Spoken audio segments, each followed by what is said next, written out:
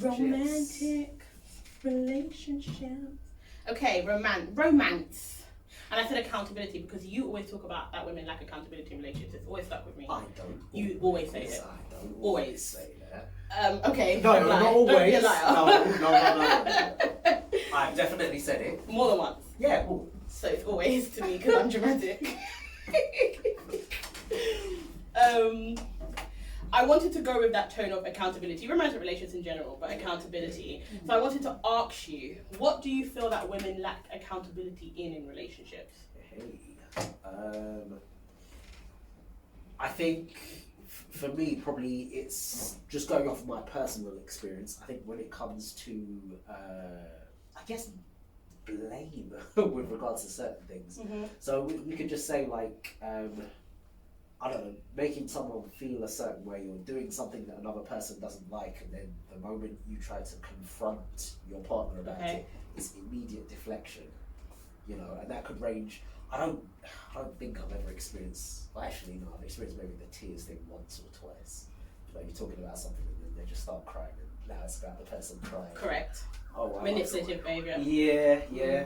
Or you know, like you're trying to bring up this topic about a certain thing. Next thing is like, oh well, you're making me feel this way. It's like, okay, why are we doing this? Okay. You know. Good insight. So, yeah, I think it's that. I know a lot of guys feel a similar way. 100%. Yeah, 100%. you know.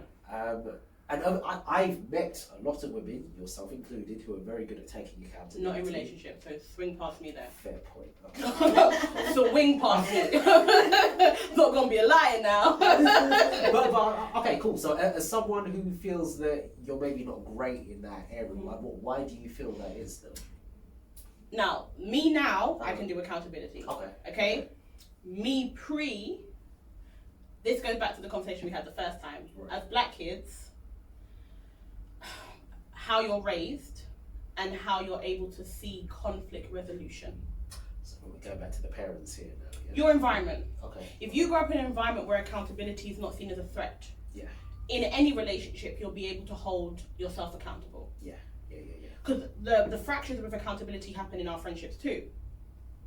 It's not just that romantic part. It shows up a lot in romantic relationships. Yeah. But I feel like because there's a lack of conflict resolution and seeing our parents, our cousins, our aunties and uncle resolve conflict, we see the arguments, but we don't see any resolution. We only see the behaviours that they're displaying, which is deflecting, which is manipulative. So even as a child, your parent does something to you, they're not telling you I did that, they're not saying it, and so at best you'll get do you want something to eat? Correct. Right. So I think what we're seeing, especially in the 20s, is us just utilising the skills we have.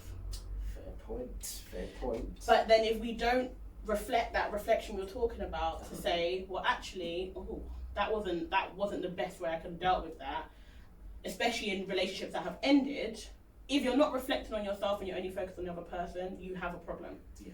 Which means that there's no space for you to grow. So I think a lot of women struggle with that because us as people, you may have the skills to conflict resolute, but they see it as a threat to the relationship. So rather than, it could be this panic, we're going to break up. Yeah. Let me deflect. And I don't know, I can't even manage the emotions of accountability. Because to manage the emotions of accountability as a person is hard work. Yeah, that's true. That is true. So, and I don't think women, okay, let me think about this before I say. That's what editing's for, man. I don't think women leave enough grace sometimes in conflict. Okay. In relationships, which is where the whole blame thing happens. And often in relationships, we leave things. You bring up that one thing. I've held all these things in for 6 times because I'm giving you a blight. And the one time that you even bring something to me, I gave you 6 blights you didn't even know about. How dare you bring up one blight when I've held in these 6 blights? Just like this. Flashbacks. And I think that's what it is. Women, we're holding things back that we can't talk about, we don't feel comfortable talking about. And then you have one problem, you're saying like, I've got this one problem. I've let 6 problems go. How dare you address one dry problem with me when I've been letting these 6 things go for years? But now you want to talk about... And I think that's where this volatile lack of accountability, in my opinion, comes from. So women need to learn how to communicate better. Well, I was just going to say, like, the word seems to be communication. Communication. They need, let's just say women, men, period. But if you're someone who doesn't know how to bring up uncomfortable conversations, you internalize, you hold. The other person, even in friendships, says one thing, that's it. If you talk about things as they occur, you're less likely to have the issues that you're experiencing with accountability. And it's a maturity issue. Again, how did that person see conflict in their home? I don't know many brown, black people that are resolving conflict. I could be wrong. How's accountability for you, would you say?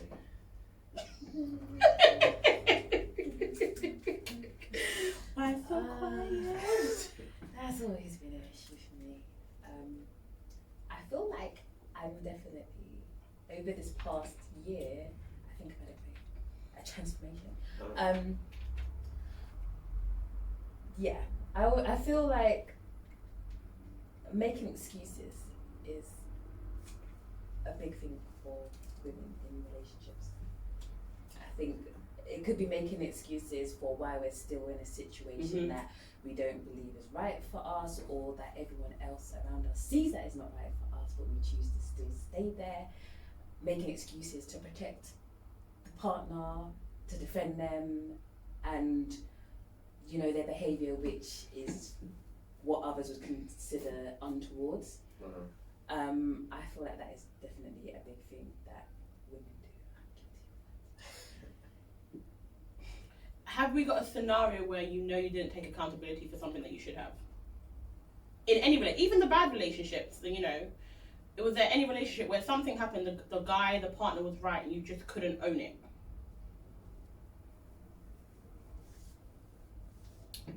Wait, repeat that one more time. So you and a partner have had some kind of disagreement, he has brought something to your attention, and you said, not on my watch, sir, let me bring something to your attention, because that's the real issue here. Feels so triggering you even saying that. Yes. Yeah, I feel like, I think it was the way I dealt with a situation where I think me and my partner, he went a bit quiet, and when I was speaking to him, I think this was in the early stages, and he kind of went off the radar, and we always talked about how communication is key, and I said to him, just, if you need some time, just let me say, know. oh God, that is a conversation I'm done with, but sorry. I was triggered, sorry. No, it's a trigger. I was like, please just tell me so that I can give you that space, rather than me still trying to talk to you and you don't want to talk to me, and then you get annoyed with me. And he kind of didn't, and then he just kind of went off, and then he came back like everything was just like he hadn't not spoken to me for 4 days. And it was just like, yeah, we're fine. And I'm like, no, we're not. No. Sir. Yeah. Correct. And I was really off with him, and quite short and blunt in my answers because I was irritated. And then when he brought that to my attention, it was just like, no, I wasn't. It's all in your head. I was not acting short or blunt with you when I fully was. I made sure I didn't put a kiss at the end of that sentence. Oh, for sure. And not that emoji either, because you're not getting no heart emoji when you have not got my heart. No, I'm not giving you no smiley face or with the tongue out. You're not getting it or the wink. To be honest, the relationship I'm in now, he knows that I'm upset if there's no emoji to any of my words. Be like, oh, what's wrong? How do you know you're not using any emojis? Oh shit, I thought I was really doing well here. Oh man. Oh shit. I thought you didn't notice that. It's tricky. Yeah. What do you think led you to the point that he did something you agreed you wouldn't do? Mm-hmm. What led you to not bring it up?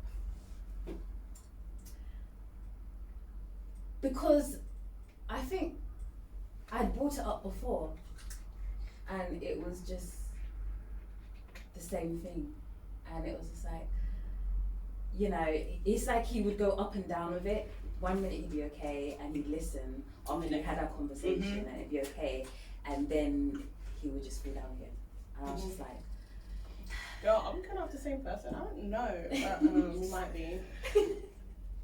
I feel you. Yeah. Fun times. Yeah, but I'm better now. Like, I have to check myself. I think in those situations, though, there's accountability on both parts that are missed. Yeah. In my opinion, I don't know if this is a man thing, and it could just be the type of men that you date when you are from an abandonment issue background. Mm. Men who don't like conflict Uh-huh. do not work well with people who don't like to be abandoned. So Okay. they talk about attachment styles. They talk about anxious attachment and avoidant. And they say that anxious and avoidant people attract each other all the time. It's a fucking disaster, which it is. Yes. So some people are anxious anxious attachment, so they have a fear of abandonment, and so they try to not claw at you, but they're keen to keep the attachment. Mm-hmm. Avoidant people, they go through these stages of high intensity, then they back away, because at the point that they start to feel really close to you, that avoidant attachment issue that they have come up, then you're in this constant spiral. So we're in this constant pull and push.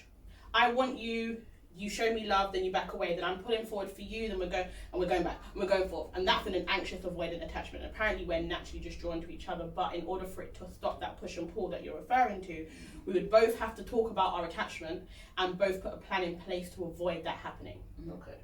Now, one of the issues that I find where men that I've dated have struggled with that, because I have abandonment issues, apparently, is that men are not as keen to work on relationships in the way that I believe women are. I wholeheartedly agree with that, yeah. So for me, I'm like, let's get a notepad and talk about our attachment and figure out how this could work. While the other person's like, oh, attachment, I believe in this love attachment theory. Oh yeah, Long that's man. long, man, that's long for that. And then the abandonment part of you, in some instances, knows that this isn't right for you. They start to show new behavior. Right. And then you're like, oh, it's okay. Then maybe 6 to 8 weeks pass. You're like, shit, how did we get back here? And you're just caught up in it. So I think that when you're in a relationship with someone who doesn't understand the work, a lot of men, in my opinion, believe that relationships do not take work. They believe, in my head, from my experiences, that if someone's right for you, it'll work, and if it's not, it doesn't.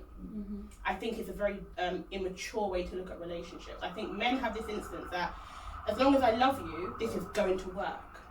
And so for me as a woman, it's been hard to convince, and I shouldn't really have to be convincing people, but this one I'm so tired. It's hard to convince someone that actually good relationships also take work. And sometimes work is a notepad and a notebook.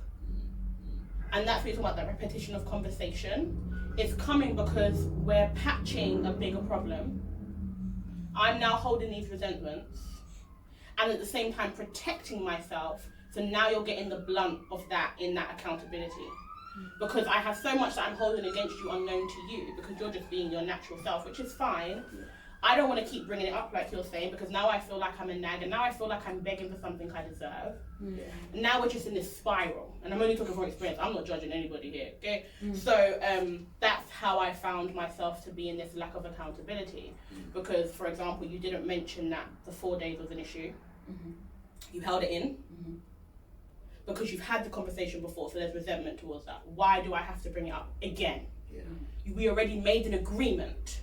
And then you have the fucking audacity to question. And then you're questioning something you know you did, but pretending you didn't because you're an avoidant person.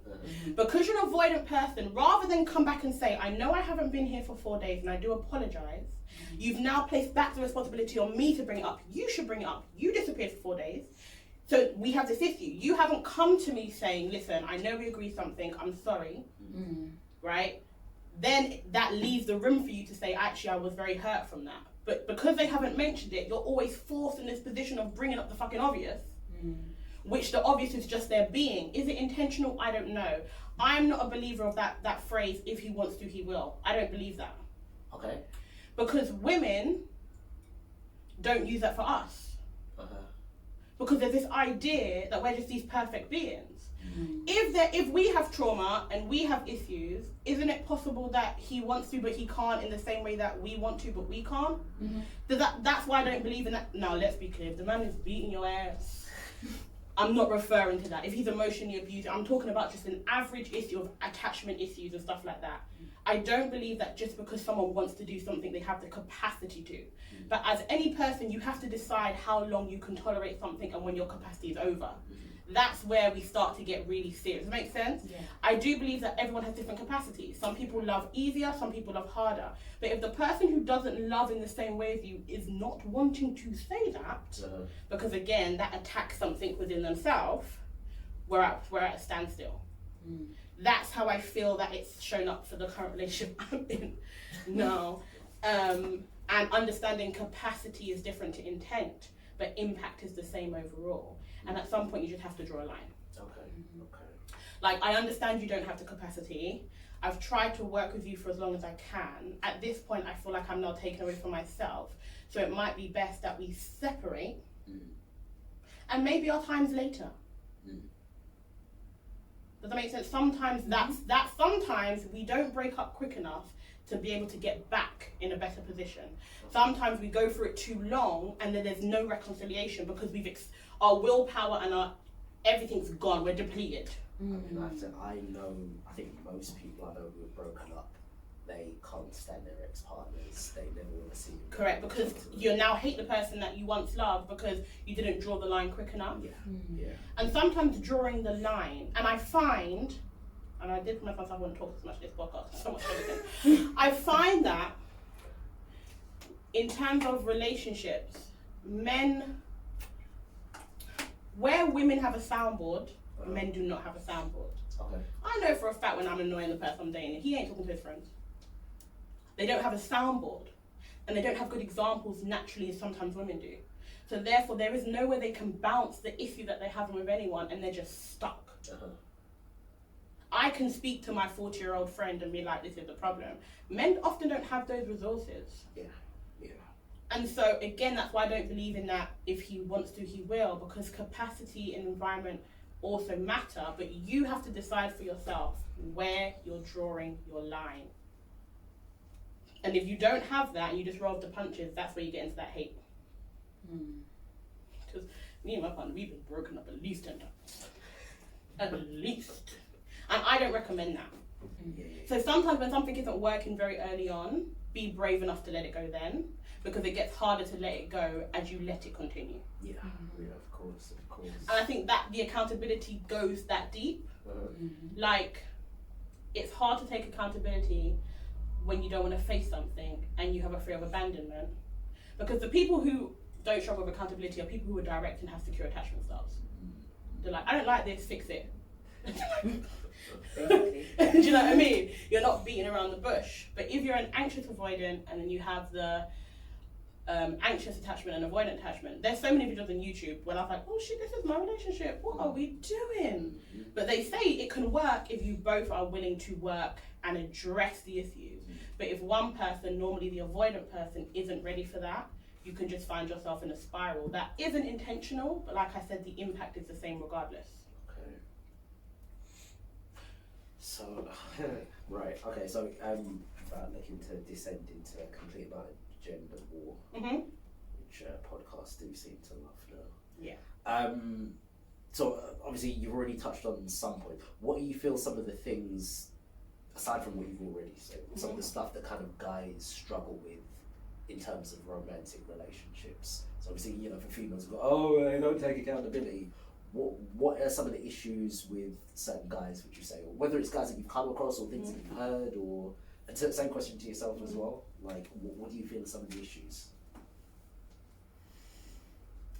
I found from some of my exes, it's always kind of coming from the mindset of their previous relationship.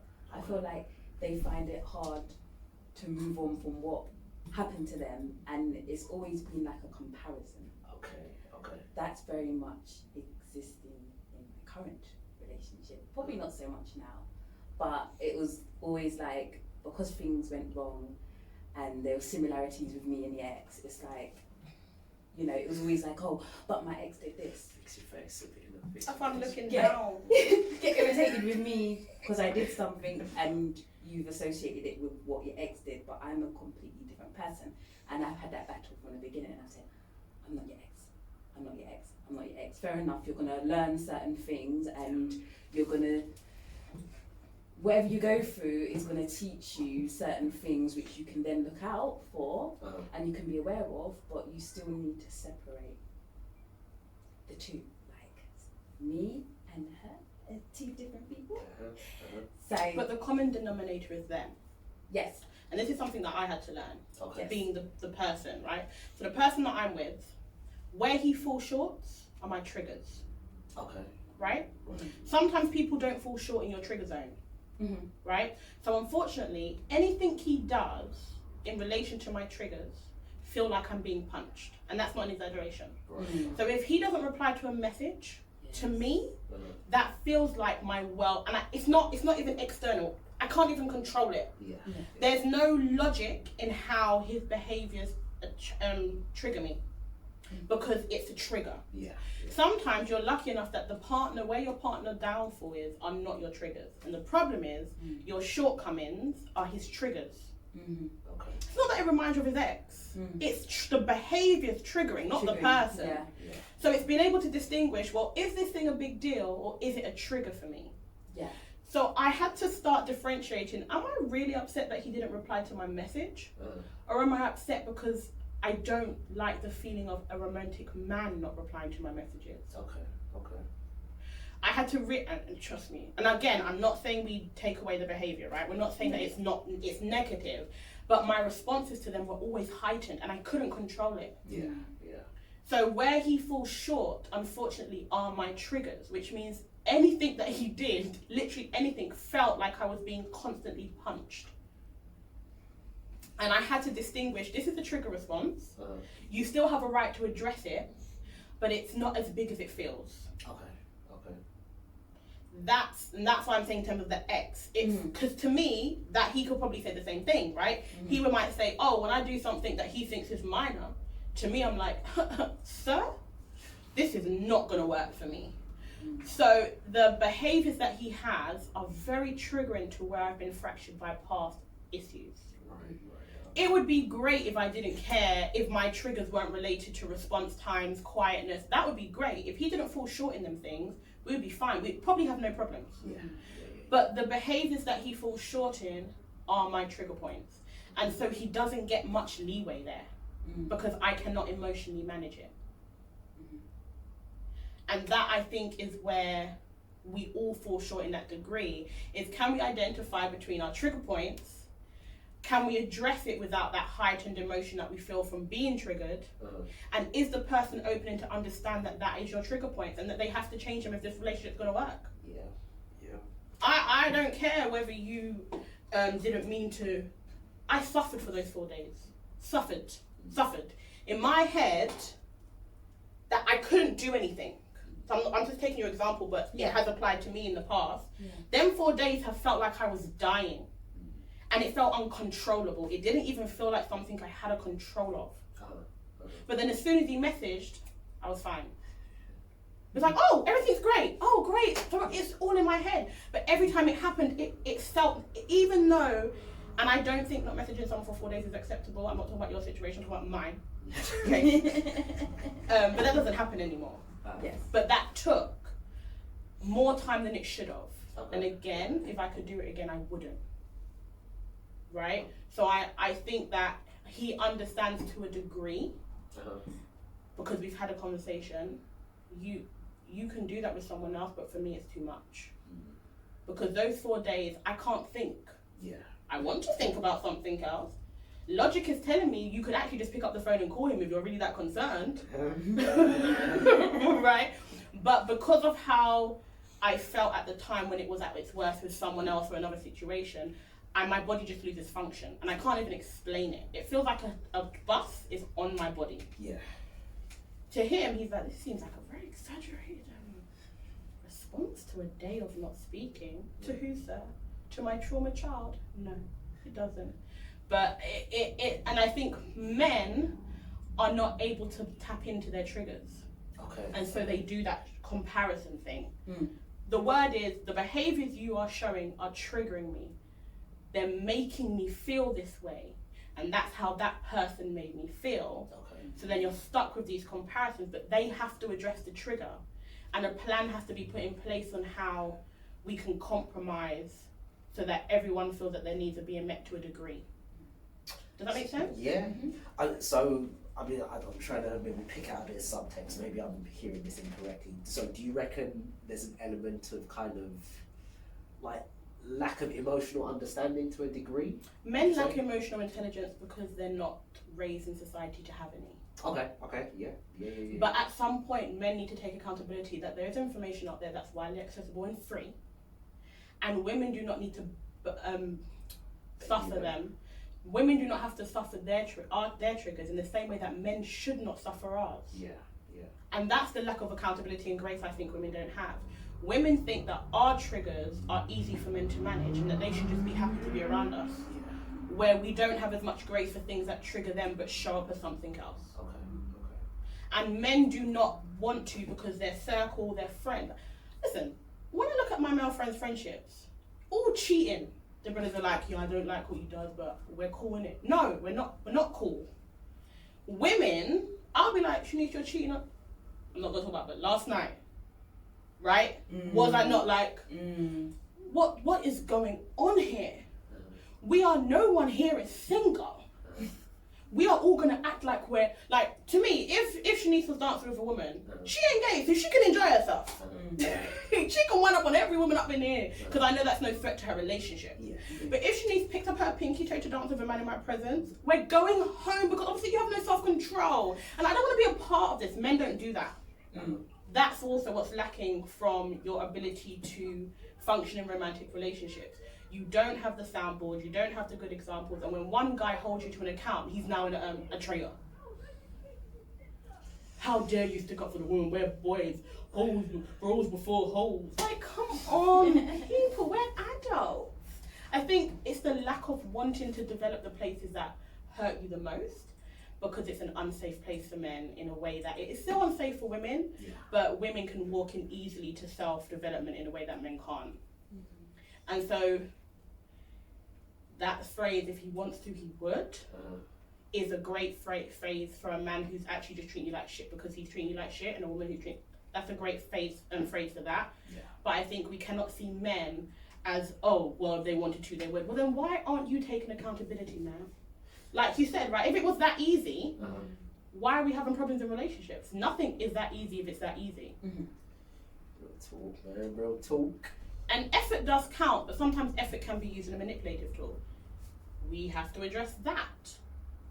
But at the same time, I just think that putting men into that box where, well, if they wanted to treat you good, they would by now. So you don't have any faults that take time to develop? But should those faults be an impact into your self-esteem and your well-being? No. And if they are, not for a long period of time. Do you know what I'm trying to say? I think everything is quite nuanced, and women speak as if it's not until it's about them. Women want grace. Women want empathy.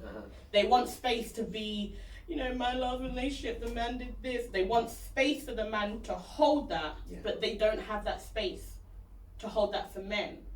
And so we say that we're anti-misogyny, but are we leaving space in our homes for men to feel that they can break? Yeah. It's tricky. It's tricky. Like even, I guess it's not exactly related, but even this is why it's not going to go on social media. Like I remember seeing this, and I've seen this thread pop up a number of times about basically guys saying, and I was, I guess, well, shocked is probably one word, but basically, I think it was a thread about guys crying in front of women, and so many guys, no, don't do it, don't do it, don't do it, don't do it, don't do it. And then you know there were certain guys providing examples that may or may not be true about, yeah, I did it in front of my woman and now she no longer respects me. It's just crazy, man. First of all, American relationships are not British, and I think we really have to distinguish that. Very true. I think American. No, I'm not gonna say that. I think. Go on, you can edit it out. It's fine. I think Black American women and their view on relationships is madness. Okay. And I don't think Black British women should follow that example because culturally we are very different, although we're all Black. We have a lot of similarities. Let me say something now. if any man wants to tell me I can't speak to my friends, we're done. What? Unless you're telling me they're unsafe and I have to explore that because I'm trusting you as my husband to guide me, my boyfriend to guide me, that's fine. But you're mad, you're with me now, you can't have no friends. Sir, goodbye. That day. What are you talking about? And I believe that we have taken that on from America so heavily. So I think that when we think about the things that you're saying, that the American viewpoint on relationships should be in the bin. It's absolute madness. No man is taking me on a coffee date. Well, why not? When was coffee degrading? This is the key. I think women are so tired of men that now they can only rely on the money you spend as an indication of your value. I think we're so tired of trying the emotional avenue that now the only security we have is if he treats you nicely with money and things, that means he values you. I think that's from exhaustion. Yeah. So now all the talk is, well, if a man takes you on a coffee date, he doesn't value you. Maybe he just likes coffee.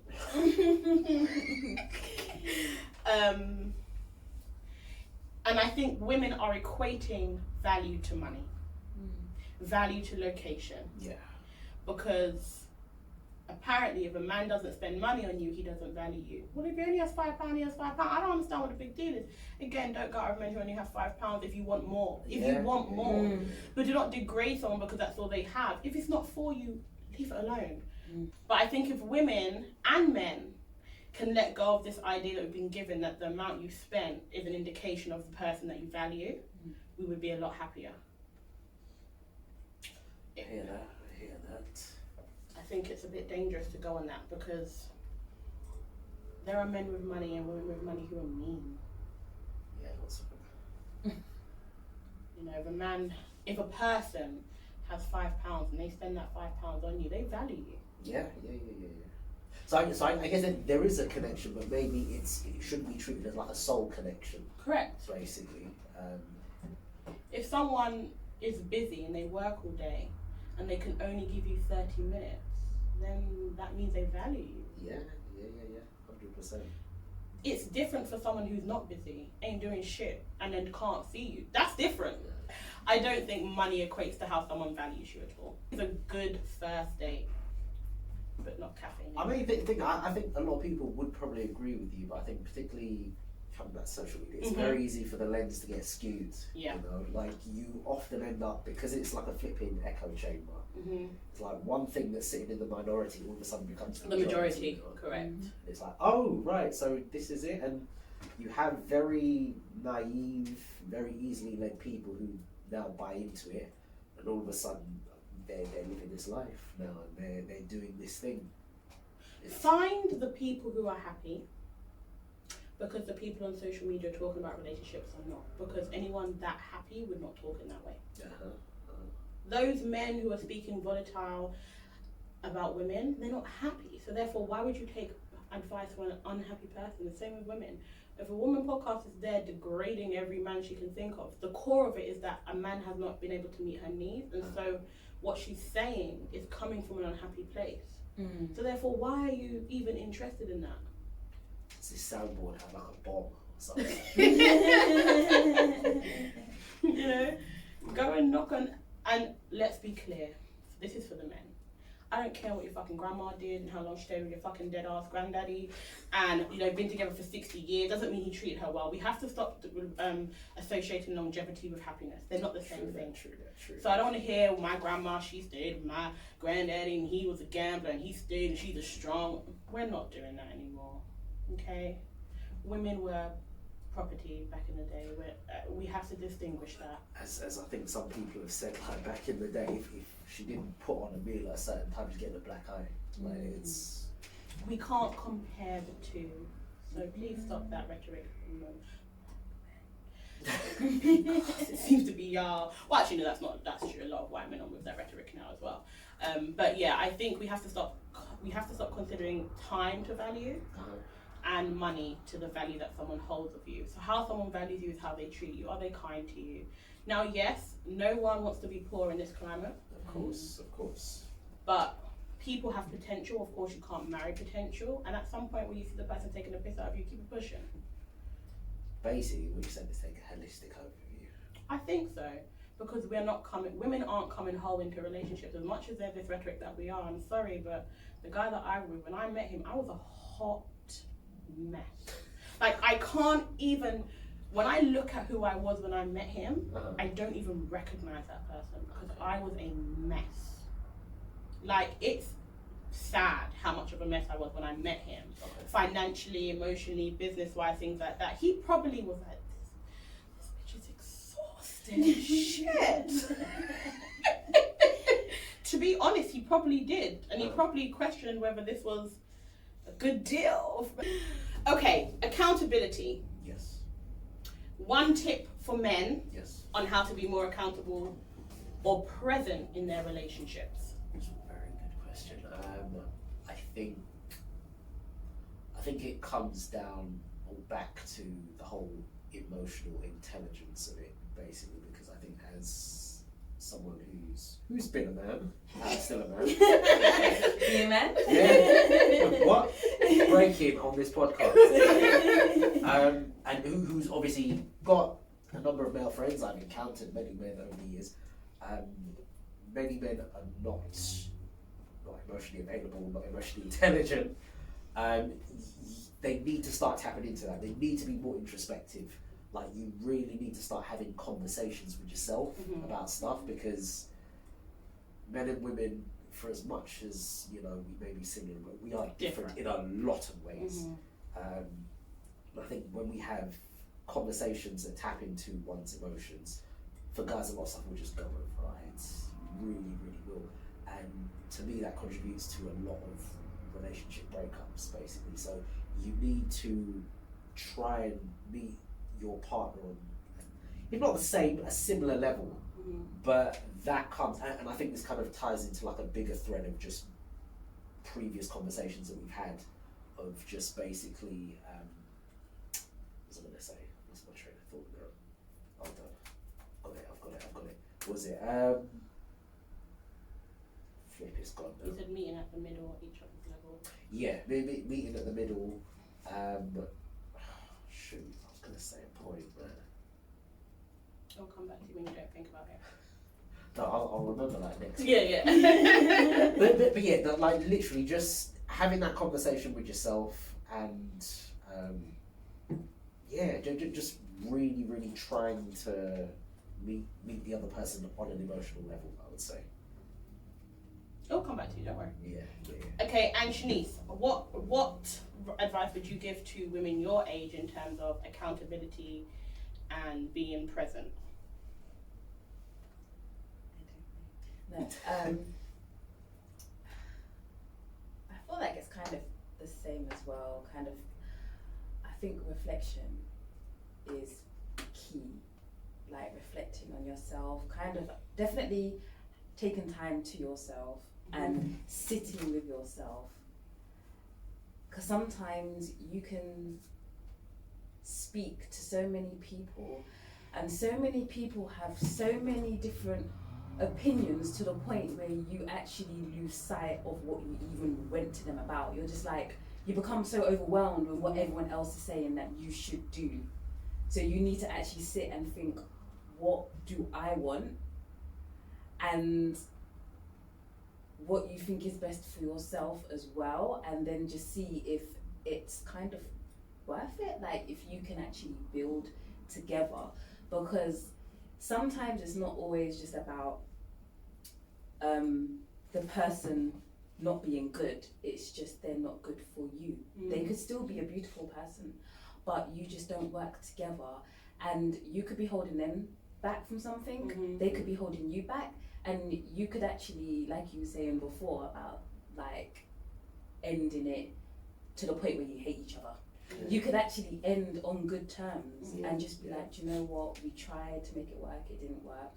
You know, I think it's best that we go our separate ways, so that you can actually find something that's for you and I can find something for me without having that bitterness. And I feel like it would just help you move forward in your own life. Mhm. So yes, definitely. Agreed. Sit with yourself, have those conversations in your own silence, and then you can listen to people's advice and make your own decisions. But I feel like you need to make your decisions before you even go seeking that advice, because you shouldn't want other people to kind of make that decision for you. Because it's always the way they think and the way you think is always different. True. I think just to kind of pick up on that, I think this is what I was going to say. No, like not just self-reflection, but working on yourself, because ultimately, if you don't work on yourself and make yourself the best person possible, you're not really going to attract people who are good for you as well. You know, if you're a complete and utter hot mess and you're this and you're that, you're probably going to attract trash. Probably. Not always, obviously. But yeah, like self-reflection, self-work, it's just so key. So I guess just going back to the original point, I would encourage a lot of guys to be doing that. Emotions is obviously one way, but just be able to have an internal dialogue and critique yourself. Learn to critique yourself, because again, when a lot of people tend to hear critiques, they will take it as an absolute attack, and then they want to start cussing the other person and be like, move, no, I'm perfect, man. Like, you're not. None of us are. So be able to really, really critique yourself, I would say. Yeah, just try and building yourself up. What time is it? It is 4:34. Okay, what time? Can I say something as well quickly? Of course, Yeah. Take Following your on time. from what you were saying as well about self-reflection, I feel like that's also, it's kind of probably saying the same thing, but it's also knowing if you're actually ready to get into a relationship, because I feel like people who haven't healed go into relationships thinking that they're ready when they're really not, and it's like they might not even realize, or they're thinking getting into a relationship is going to be the answer to get over their trauma. So self-reflection having a baby is going to be the answer to all your like, oh, crazy- if we have a baby, that will make us happy. It will make you sad. Yes, it will make you'll feel even worse, because now you're bringing a child into that situation. And children are That's not stressful. healthy. Do not let anyone lie to you and say, oh, children are great. They are great, but they're stressful. I'd like to keep advocating for therapy, because it isn't for everyone. But don't wait for someone to tell you to go when you know you need to go. It really, try the free. Now, I don't believe that free therapy works well for people who've experienced trauma. There are different types of therapy. There's trauma therapy, there's CBT therapy, there's counselling. Now, counselling doesn't often work for people who have trauma. You need to go to a trauma therapist. They're very different. Speaking on the couch and telling her your problems, I went for counselling with the NHS, and it was great. I went, it's such a stupid story, but anyway, I had a fear of catching STDs, even though I was using condoms.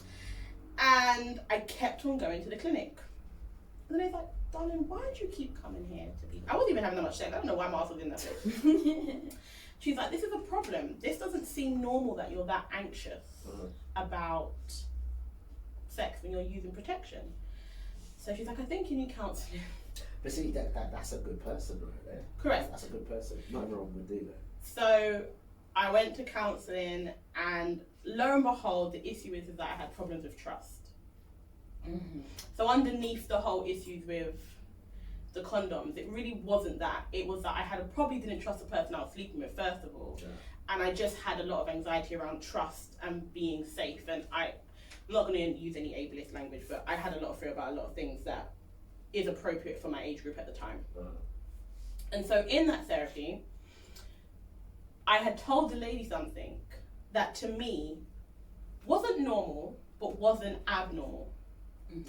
But when I was telling her the story, this woman was looking at me like I had suffered extensive trauma. So only from her response did I realize that the story wasn't normal. She looked like she was about to cry, which your therapist should not do. This poor little white lady was like, oh shit, this is not what I came to work for today.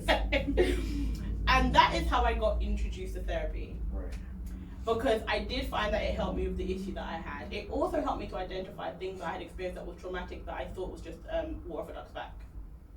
That were impacting me every day, unknowns to me. Because to me, all my friends had experienced things similar, so we're all walking around like trauma. Oh yeah, we've all been through it. Like, oh yeah, you've been. Oh, I have. Yeah. Like it's not normal, guys. And so she helped me to understand that I probably needed more therapy, because I had experienced things that I thought weren't affecting my day to day, but were affecting my day to day, and that's how I got introduced. Now that was just sitting on the sofa telling her things. Okay. It wasn't anything that I needed to do with action. Right. Years later, I went to a black sex. I don't know what kind of life I've lived. I went to a black sex event with you. Oh, the dominatrix. In Brixton, the dominatrix one. Yes, remember Storm. when? No. No, She wasn't there. Remember the guy and the girl, and they were doing the flogging. We went to Brixton. Yes. I've got pictures from it. If I show you the pictures, you remember. I think I remember. And there was two people. There was King Noir and Jet Set and Jasmine. Oh. And they were like doing the eye from the butt cheek. So we were like, Yes. this is where we belong. It was very interesting. It was so good. Anyway, amazing. I was obsessed with black sex kinks after that. The rest of for a very long time. But I started following them on social media. Yes, I remember. Okay. Then, so both of them are sex workers in the industry, and they do a lot of actually great things for black people in porn. They're all about ethical porn, which is a thing before people try to insult me. They do seminars in university in America about ethical porn, and they have their own porn company. Won loads of awards. She is a therapist. Okay. And I felt like, well, she's a sex worker. Nothing I tell this woman Yeah. is going to shock her. Uh, Nothing. Yeah. So then she became my therapist. And it wasn't anything about sex I was telling her about. First, I felt comfortable because she was a black woman. Yeah. And I knew that it was a safe place because I felt like she'll be able to relate and not be shocked about things I was telling her about my life, about my mom, about whatever. Yeah. And the therapy with her was very helpful to me. And it was more action therapy. It was like, this is the problem, this is what you need to do, come back next week, how did it go? Okay. So I think that when you're experiencing trauma, you have to be very specific about the type of therapist that you choose. But you're gonna have to go through many different types of therapists to know which one works for you. It's not a one-stop shop. You're not gonna like your first therapist, you're not gonna like your second, but keep trying, you will find the person that suits you. And so just to not divert too much, I think this is an issue. I don't want to say the black community, but a lot of black people that I've come across who, because you have to drag many black people kicking and screaming to go to a therapist first and foremost. Doctor. Well, that's another topic. But like I think one of the issues is exactly what you said. Because if we take jobs as an example, your first job is probably not going to be your career for the rest of your life. You have to try out a number of things before you find, right, I'm going to settle with this. I agree with you on the therapist thing. I think a lot of people get into it, they expect it to be the magic bullet. So a lot of people get free therapy from the NHS, which isn't always good for the needs that they're experiencing. So when people say they hate therapy, they went to anger management and it was pointless and they hate therapy from that. If you ask most black people why they don't like therapy, they've actually experienced anger management therapy and they found it useless, and so now they're stuck with this image of therapy. But I always say, take what you can get until you can afford what you need, because not doing anything at all is worse. It's worse. You better go and talk on that couch to that person that don't know you, because speaking with someone you don't know is a lot more effective than speaking to someone you do know, because that person has no preconceived ideas about you unless they're practicing with unconscious bias, which is why black people don't like to use therapists that are not the same colour as them. So using her as a therapist was actually very great for me. I even referred her to she used her for quite a while actually, because she was really, really good. She was a qualified therapist. Again, people who hold a life coach qualification are not qualified therapists. Please make sure they have a degree, not a level 3 qualification in, life coaching. There are level 3 therapists, that's fine. But if it's a life coach qualification, run quickly. They are not therapists. They should not be helping you with anything other than nothing. Because that's how a lot of people get caught out. They sign up with these cheap people who are life coaches. They're not psychologists. They haven't studied. Because when you're a counsellor, when you're doing a level 2 and a level 3, you have to be counselled. Okay. You don't just become a counsellor. You have to be counselled at the same time as doing your qualification. That's where a lot of people draw the line and don't do it, because you can't just be trauma enforced and then be out giving here advice to people that also need support. So part of both level 2 and level 3 counselling, you have to be counselled. You have to be in therapy to become a therapist. Right. Makes sense. In this country, I don't know about degrees and things of that nature. Yeah. So it's try and try again. There are many resources now for black therapist organisations, for queer people, for black people. There's many free, not free organisations out there. Might I suggest that maybe you could put like a link? For sure, definitely will to some. And yeah, I think it's important. Relationships are complex, but there is a part of you knowing your worth, and sometimes you make wrong choices, and that's okay. You don't have to die on the hill of wrong choices. Not everyone makes right choices all the time. True. You know, you have to be willing sometimes to make a wrong choice to get something right at some point in your life anyway, but don't do something that's so damaging. I used to make a lot of choices because I knew I could recover. Okay. So I'd walk into a bad choice saying, well, I've recovered from work, so this shouldn't be okay. I'd regret doing that in some kind of things. But as a whole, you know, always hungry, Christian. As a whole, I think that relationships are very nuanced. Know your worth. Women need to stop, like you said, getting advice from people. It's just one of the worst things ever. Stop going to Tom, Dick, Harry, Joe, Sarah for advice. Some people revel when you're in your misery True that. and give you advice based on the man that hurt them 65 years ago. I remember I went to someone's birthday party, a child's birthday party, when someone who's co-parenting, and he was telling me about some issues they had in the past, and he kept on mentioning a friend that his baby mother had.